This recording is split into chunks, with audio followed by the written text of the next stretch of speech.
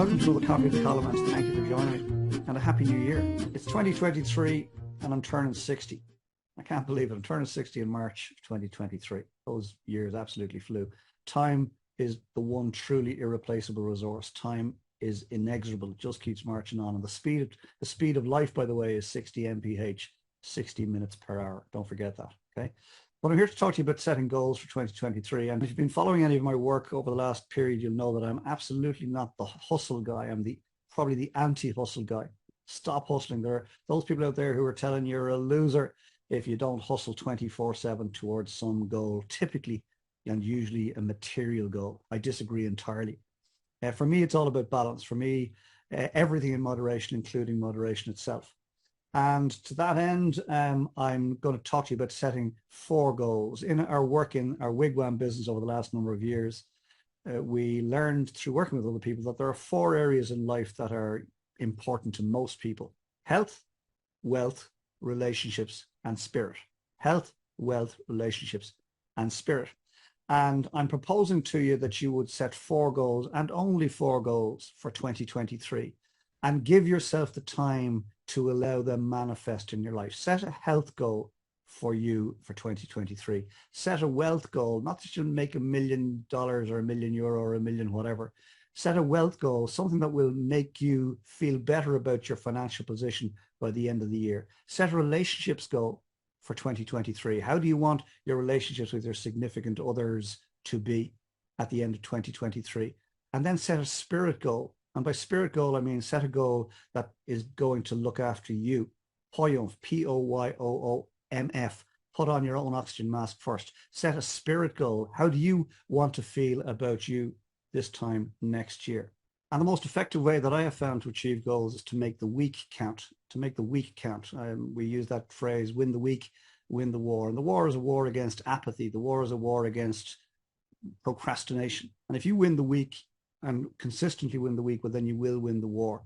And you've got 50 odd weeks left to win the war of 2023. So make each week count. And the best way to make each week count is to do something proactively towards each of those 4 goals. Take a step towards each of those 4 goals proactively every week. And the way to do that is to do something proactive towards each of those 4 goals 4 days out of 7. 4 days out of 7. If you do something 4 days out of 7, you will have won the week. You'll have done something more often in the week than you haven't. So you'll have won the week. So if you win the week, you will win the war. And how much time should you give your proactive steps towards your goals in each of the 4 days while you're winning the week? And that's entirely up to you. However, I'll tell you what I do. I practice 1% living. This came up also in Wigwam, 1% living. 1% of your day is 14.4 minutes. And the easiest way for us humans to figure that one out is to say it's 15 minutes, a quarter of an hour. So if you give each of your goals 15 minutes focus, and only 15 minutes focus 4 times a week, you will have won the week in regards to that goal.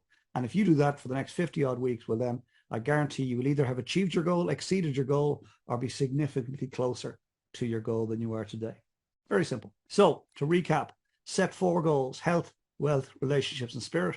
Then commit to winning the week and winning the war. How are you going to do that? You're going to do something proactive 4 over 7 days. And how are you going to do that? You're going to focus for 15 minutes, 1% living, for 4 days in the week towards each of those 4 goals. And I guarantee that if you do this, if you win the week, win the war for the next 50 odd weeks, 15-minute focus 4 times a week in 4 areas: health, wealth, relationships, and spirit, I guarantee that this time next year, life will be better for you. And I wish you well. And thank you for joining me for this week's Coffee with Column. I hope and trust that ever you got something from it.